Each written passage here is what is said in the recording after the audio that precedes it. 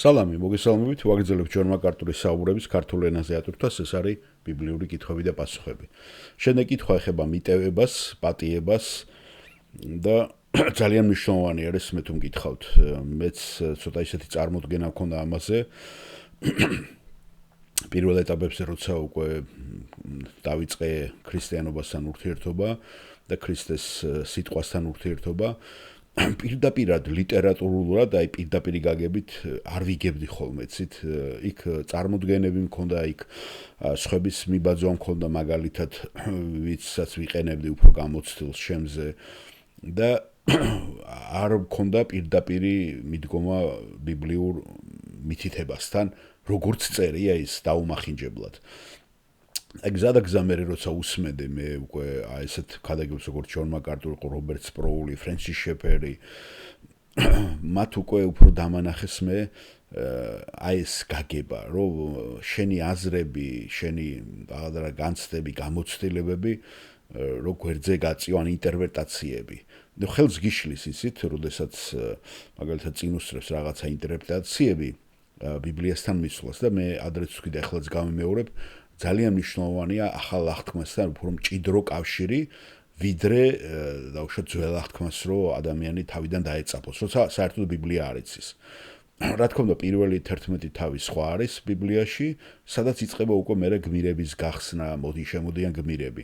შეიძლება ის ძველი აღთქმის გმირები ისე გაჯდეს, თუნდაც აი რო ახსენეთ ქალებ იეფუნის ძე და თუნდაც დავითი, ან კიდევ სოლომონი, ან ვინმე, რომ ან კიდევ ძველ წიგნებმა, თუნდაც იგავებმა, ეკლესიასტემ, თუნდაც ფსალმუნებმა და შეიძლება არასწორმა ინტერპრეტაციებმა ხომ შენ გზიდან აგაცდინოს, ან კიდე დამაბნეველი იყოს, მაგრამ როცა ახალი აღთქმა კარგად გაჯდება, სახარება და თვითონ ქრისტეს პიროვნება, აი ქრისტეს პიროვნება ყველანაირად აბსოლუტურად რომ თანამედროვე ადამიანსაც მიუღებელია ქრისტეს პიროვნება, გონიათ მიამიტია, გონიათ ის და ვერ ბაცავ გინდათ გესმით ამაში. და აქედან უკვე იწყება არასწორი დაუშვათ მიდგომა იმ საკითხებთან, რომელიც გვხდება. განსაკუთრებით მე პრაქტიკაში, როგორ ნახოთ, რომ არ გავიხლიჩო ჩვენ და რაღაცნაირად, როცა ისე ხარ გაზრდილი, ხო, რაღაც ისეთ საზოგადოებაში, სადაც ძალადობა მიღებული იყო, ამას წინებზე იყო ლაპარაკი კიდევ ხო გინებები. საიდან ესმოდა ახლა ქალებმა და ბავშვებმა, საიდან გაიგეს? რა თქმა უნდა, მამისაგან, ხო? მამა არის პირველ რიგში და მე ქუჩაშიც, რა თქმა უნდა, როცა დასტურდება და იქ მყარდება ის ღირებულებები, რა ღირებულებებიც იმ საზოგადოებაში წლების განმავლობაში დაიფილტრა, ხო? და როდესაც უკვე ხვდები შენ ქრისტიან ადამიანის ყოფილ ცხოვრებაში, რაც იშვიათია, ხო, ისეთი, რომელსაც სწორი გაგება აქვს ქრისტიანობაზე და პრაქტიკაში ახორციელებენ, ხო? მე რა თქმა უნდა, იმ საზოგადოება შენ გაყალიბებს, ეკლესია იქნება ეს თუ და გარეთ ეს მე აღმოაჩინე დასავლეთში, სადაც სიმართლეს გასავალი ქონდა, ტყუილი არ მისაღები იყო, ქალიშვილობის ინსტიტუტი, მამაკაცისაც, ვაჟიშვილობის ინსტიტუტიც, რომ მამაკაცს არ უნდა ქონოდა სექსი ქორწინების გარეთ. ერთი ცოლის ერთგული ყოფილიყო, ერთი შეყვარებულის. აი ეს ყველაფერი ღირებულები აი აქ აღმოაჩენთ, რომ ჩვენთან სულ სხვანაირად იყო, კი, ქალიშვილობის ინსტიტუტი იყო, მაგრამ ვაჟიშვილების არა. ეს დასაცინად იყო. ახლა აქაც მოდის ისეთი დრო, როცა დაცინიან ქალიშვილობის ინსტიტუტსაც, მაგრამ არის კერები ამერიკაში განსაკუთრებით, სადაც ისევ აგრძელებენ ამას. აი გასაუბრეთ სიცრუე. ჩვენთან ტყუილი მოპარვა ძალიან ჩვეულებრივი რამე იყო. შეიძლება არ იპარავდი ჯიბიდან, მაგრამ იპარავდი სახელმწიფოდან და ეს ჩვეულებრივი რამე იყო. აი გეუბნებით რა მე ახლა უფროს თაობასაც ვიხსენებ, ხო? არა მარტო ბიუჯეტიდან, ამედ ისე დონეზე, რა ვიცი, კოლმეურნეობიდან და ემიდან, რა ქვია, ხო, საბჭოთა მეურნეობებიდან, ასე რომ ეს მეთქი, აი აქ უკვე ძალიან ის იყო, ან კიდე ჩაწყობის გარეშე რაღაცის გაკეთება საქმის და ძალიან ბევრი. და ერთ-ერთი ესეც მიტევებაზე და პატიებაზე ცოტა სხვა წარმოდგენები იყო ჩვენთან. მაგალითად, ბოდიშის მოხდა ცოდვად ითვლებოდა, გრეხია, გაგიათ ალბათ ქურდულ გაგებაში, ხო? ასევე პოლიციაში დაუშვათ პოლიციის ჩარევა საქმეში, ეს ნიშნავდა ჩამშვებად ყოფნას. და დღესაც თურმე ისე გრძელდება ეს გაგებები, ისე უფრო ჯობია კონსტიტუციურ კანონებს, ხო? ახლა მოვუსმინოთ, როგორ გამოიყურება პრაქტიკაში და როგორ ვივარჯიშოთ პატიებაში მაშინ, როდესაც არ ჩანს მონანიება. მე ესეთი ფორმულება გავუკეთე, რომ ჩამეტია სათაური. აი მოდით მოვუსმინოთ ახლა მარკოზი სვავს ამ კითხვას, გამარჯობა პასტორ ჯონ, მე მარკი მქვია. გამარჯობა მარკ, უბრალოდ მინდა მადლობა გადაგიხადოთ თქვენი ერთგულებისათვის, იცით სიტყვის სწავლებისათვის და რომელიც მე ნამდვილად დამეხმარა ჩემი წვენის ზრდაში. და არა მარტო თქვენ მარკ, ასევე ჩვენც გვეხმარება ეს. და ჯონ მაკარტური ეუბნება სიამოვნებით და მადლობას უხდის მარკს. ჩემი კითხვა ესეთია. თქვენ ასწავლიდით პატიების შესახებ ბოლოს, როდესაც ასწავლეთ ეფესელთა მიმართვის მეოთხე თავი და შემდეგ დღეს დილით ეფესელთა მეხუთე თავი. ფიქრობ, ჩემი კითხვა, როგორ გამოიყურება პატიება მოქმედებაში, როგორ ივარჯიშოთ პატიებაში და მეორე არის, როგორ გამოიყურება პატიება იმ ადამიანის, ვინც არ ინანიებს და ჯონ მაკარტური პასუხობდა. სანამ ჯონ მაკარტური ამას იტყვის, მოდით ეს ადგილი კიდევ ერთხელ გავიხსენოთ ეფესელთა მიმართ, იმიტომ რომ პასუხი მოკლეა და გვაქვს დრო ეფესელთა მიმართ მეოთხე თავი. ერაზე საუბარი. ასე იგი, ყოველთვის როცა ბოლოსკენ მიდის ეპისტოლეებში პავლე უკვე იწყებს პრაქტიკულ დარიგებებს, იცით ხომ ეს ყველა ეპისტოლეს ეს ახლავს. და უკვე მეოთხე თავში იწყება პრაქტიკა. ამიტომ გემუდარებით მე პატიმარე უფალში მოიქეცით იმ მოწოდების ღირსად, რომელშიც მოგიწოდეს. მთელი თამდაბლობით, თვინიერებითა და სულგრძელობით შეიწყლანეთ ერთმანეთი სიყვარულში. აი, მონანიებაზე იწყება უკვე, ხომ? ეცადეთ შეინარჩუნოთ სულისერთობა მშვიდობის საკვრელით, ერთია სხეული და ერთია სული, როგორც ხართ კიდეც მოწოდებულნი თქვენი მოწოდების ერთი იმედით. ერთია უფალი, ერთია რწმენა, ერთია ნათლისღება, ერთია ღმერთი და მამა ყოველთა, რომელიც არის ყოველთა ზედა, ყოველივეს მეშვეობით და ყველაფერში, ხოლო ყოველ ჩვენგანს მოცემული აქვს მადლი ქრისტეს საჩუქრის ზომისამებრ.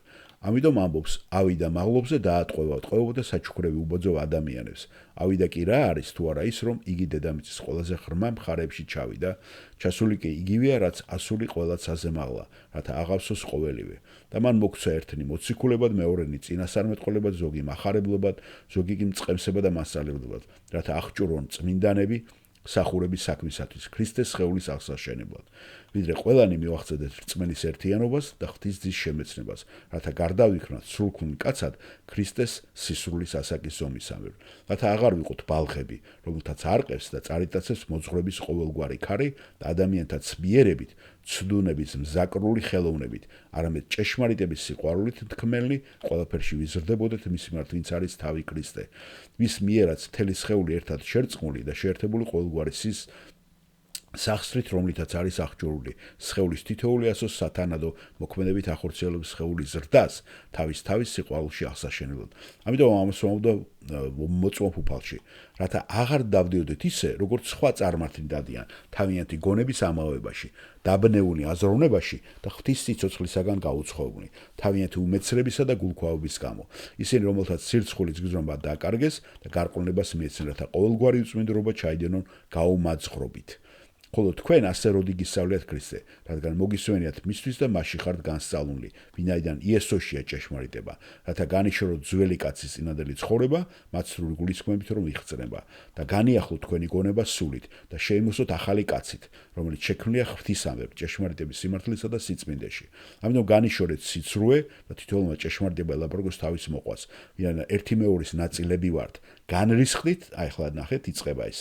განრისხდით და ნუ შესწოდათ. ზენ უჩავა თქვენს რისხვაზე. ადგილი არ მისცეთ ეშმაკს. მომპარავი ნუ არ მოიპარავს, არამედ იშრომოს და თავის ხელით აკეთოს სიკეთე, რათა გქონდეს გაჭიროებულისათვის მისაცემი. არავითარი უშვერი სიტყვა არ დაგცეთ პირიდან, არამედ მხოლოდ კეთილი.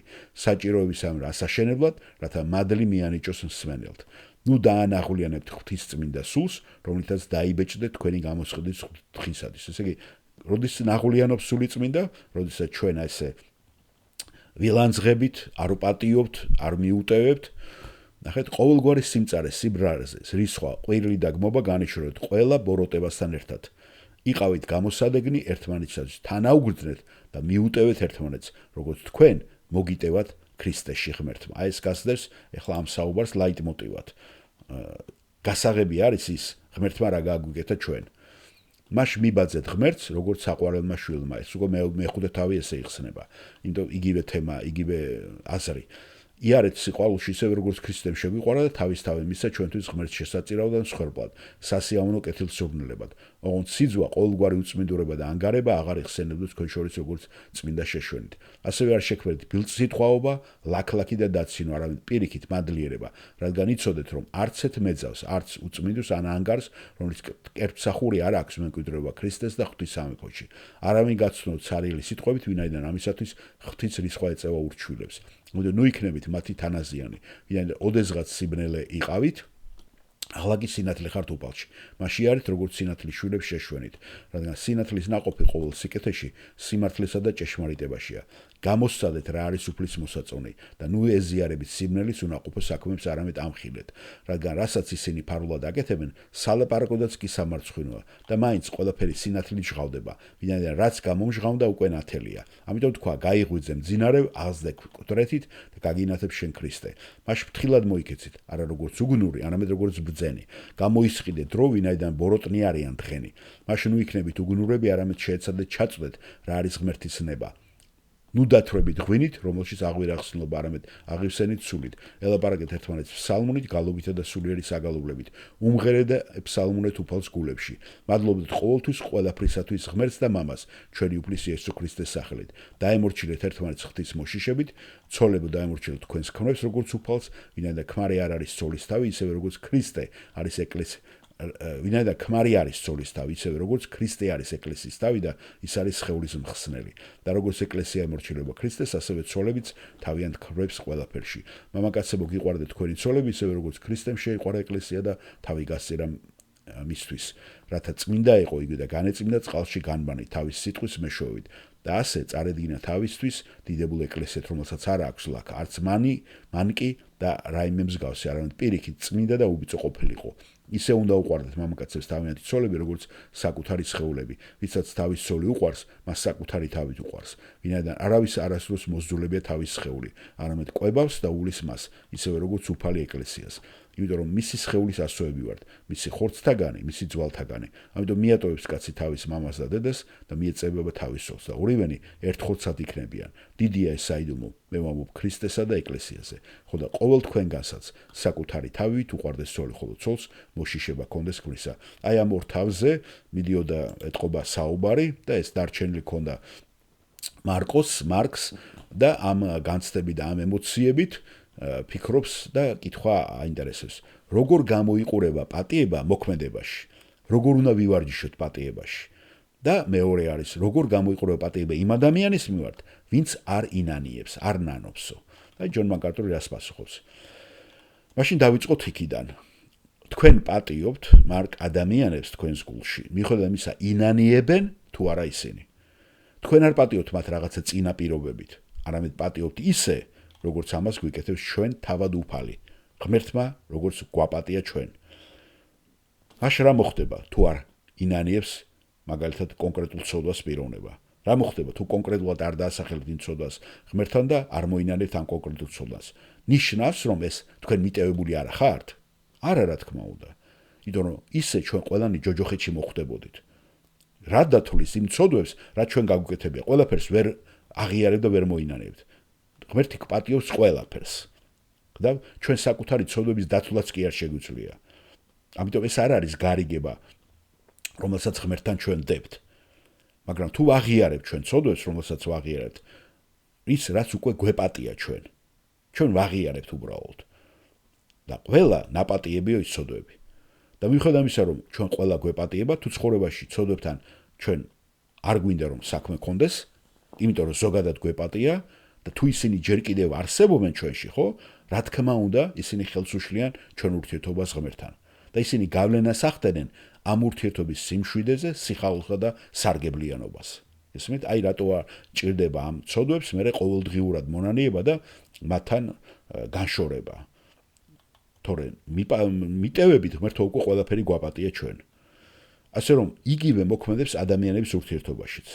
ჩვენ პატიობთ ისე, როგორც ღმერთმა გვაპატია ჩვენ. ჩვენ ასევე პატიობთ მათ ყველაფერს ყოველთვის მუდმივად. 70-ჯერ 7-ჯერ გახსოვთ ხო? ეს ციფრი იმის რომ ეუნება იესო პეტრეს რომ მუდმივად. ჩვენ პატიობთ მათ მუდმივად და უპირობოდ. ხლა რას ნიშნავს ეს? ეს ნიშნავს რომ მე უკვე აღარ მაქვს მტრობა. აღარ მაქვს წყენა, არც სიმწარე, არც შურიძიების სურვილი. არც ისეთი სურვილი, რომ ისინი რაღაცნაირად დაზარალდნენ სხვადასხვა საშუალებებით. აღარანაირი შურიძიებისნობა მე აღარ უნდა მქონდეს. არამედ მე მიყვარს ისინი იმ გაგებით, რომ მათთვის მხოლოდ საუკეთესოს ვისურვებდი. ასე რომ ეს იწყება იმ დამოკიდებულებით, როდესაც თქვენ უარს ამბობთ ნებისმიერი სახის შურიძიებაზე და ეს პატიება თქვენთვის არის გამათავისუფლებელი. ეს თქვენ განთავისუფლებთ ბორკილებისაგან. მე რამდენიმე წლის წინ დავწერე წიგნის სახელწოდებით პატიების თავისუფლება და ძალა. იმიტომ რომ ეს განთავისუფლებს თქვენ, ეს ძალას გმატებ თქვენ. პატიება თქვენ გმატებ ძალას. რადგან თქვენ ათავისუფლებთ საკუთარ თავს სიმწრისაგან, სიმწრის ბორკილებისაგან. ნახეთ, რომ ეს უკვე აღარ არის პრობლემა. თქვენ გქონდათ ეს პრობლემა, წყენა, რაღაცა განცდა, ცუდი განცდა და თქვენ ამისგან აღარ თავისუფლებით. თქვენ მიდიხართ სიმშვიდეში, სიხარულში და ეს არის გზა, რომლითაც თქვენ გინდათ რომ ცხოვრება გააგრძელოთ. მაგრამ ამაში არის მეორე ელემენტი. ფიქრობ მნიშვნელოვანია რომ თუ ვინმე საპატიებთ, მანაც ეს უნდა იცოდეს. მან უნდა იცოდეს რაღაც შეგნებული გზით. თქვენ არ გინდათ რომ ეს გააკეთოთ დამამცირებული, რაღაცა თქვათ 14 აბზაცი ამის შესახებ და ბოლოს პოსტსკრიპტუმში დაუმატოთ მე გპატიებ. არა, ესე არ გინდათ, ესე არ არის საჭირო. მაგრამ მე ვფიქრობ რომ სულ რაღაცნაირი გზით მათ გადასცეთ, რომ თქვენ აპატიეთ მათ. შეგიძლიათ გადასცეთ მათ სიყვარულით, სითბოს გამოხატვით. შეძლებელია გადასცეთ ეს მათ რაღაცა ღირებული ნივთის საჩუქრის ყიდვით. შეგიძლიათ უთხრათ მათ, რომ თქვენ მათთვის ლოცულობთ და აფასებთ მათ. იმედი გაქვთ, რომ ყველაფერი კარგად არის მათთან. ასე რომ მე ვფიქრობ, რომ თქვენ საკუთარი გულით მოქმედებთ და არაფერს რაღაცნაირად არ იტოვებთ ამ ადამიანის წინააღმდეგ.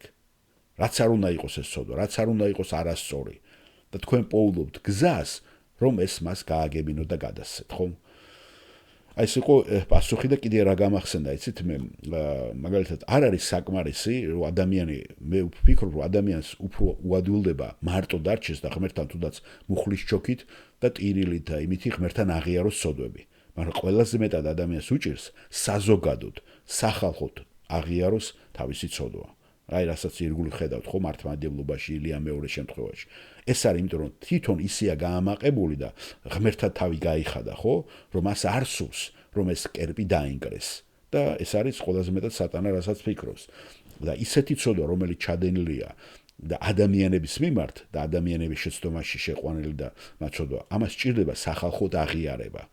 და ეს არის ადამიანს რაც აღიზიანებს. შეიძლება ახლა ჩაკეტილში ბევრი იმაშვება, მაგრამ ღმერთი ითხოვს და თუ შენ ამას არ აკეთებ, ის ყოველთვის შეჭირებას გამოგიზავნის სხვადასხვა სახით. ყოველთვის აბსოლუტურად. და ამ ადამიანსაც შეემჩნევა, რომ ყოველთვის იქნება გაბრაზებული და რაღაცა ნაწყენი და ნაწყენი ყოველთვის არის ადამიანი თავის თავზე და სხვაზე იყრის მერე რა თქმა უნდა ჯავშსაც.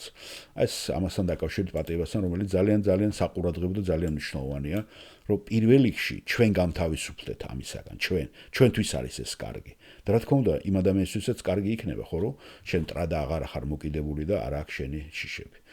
მადლობა მოსმენისათვის.